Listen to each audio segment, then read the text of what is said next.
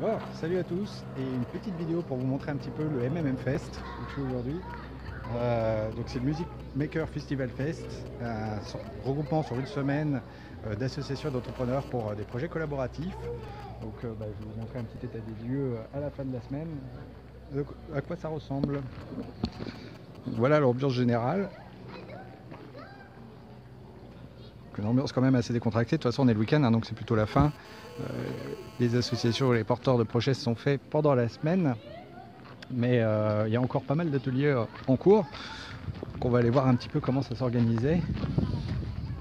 Au départ on arrive à l'accueil derrière moi et très rapidement on peut aller vers ce chapiteau, le lieu des communs, où on voit tous les projets qui sont affichés.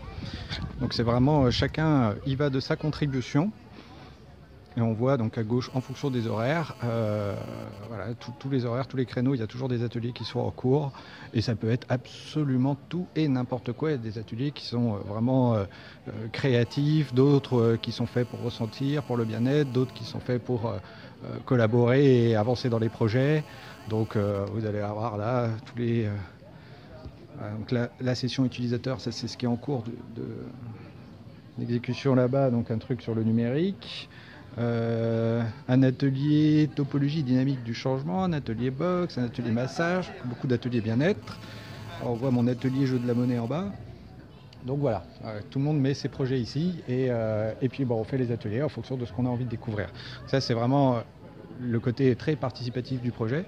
Chacun qui vient peut participer sans forcément s'investir dedans. Ça reste très libre.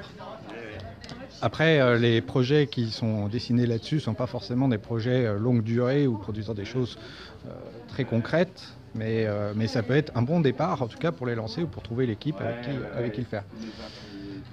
Là, on a plutôt un petit côté bien-être, puisque bon, en plus c'est samedi, donc vraiment là pour l'instant c'est plutôt l'organisation de concerts ce soir et la fin, la clôture avec la phase détente. Là-bas derrière, on voit l'orangerie, où en fait c'est une espèce de petit bar où ils peuvent servir les boissons, etc. Puis on voit ici aussi où ils font les ateliers bouffe. Et puis après, il y a tout le château derrière, qui est absolument magnifique, et gigantesque accessoirement, qui est complètement à l'abandon. Hein. C'est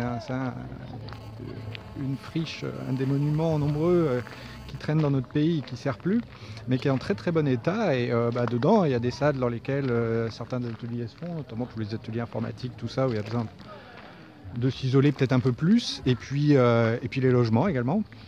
Tous ceux qui ne dorment pas dans des tentes, qui ne font pas du camping sauvage.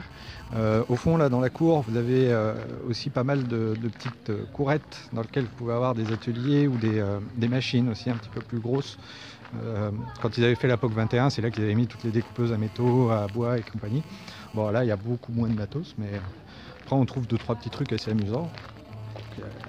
Il y a les chiottes sèches là-bas. Naturellement, hein, chier dans l'eau, c'est complètement hérétique. Puis voilà, on voit un atelier là-bas aussi.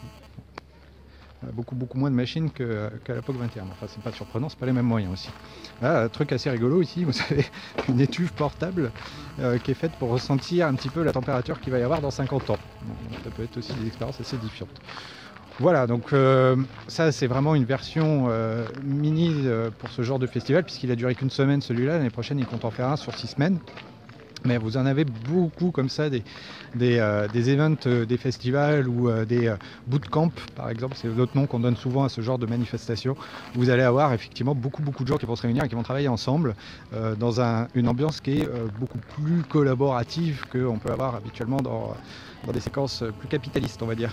Et puis accessoirement, ça répond beaucoup plus à nos besoins et l'ambiance est beaucoup plus propice à avoir du bien-être et de la cohésion sociale.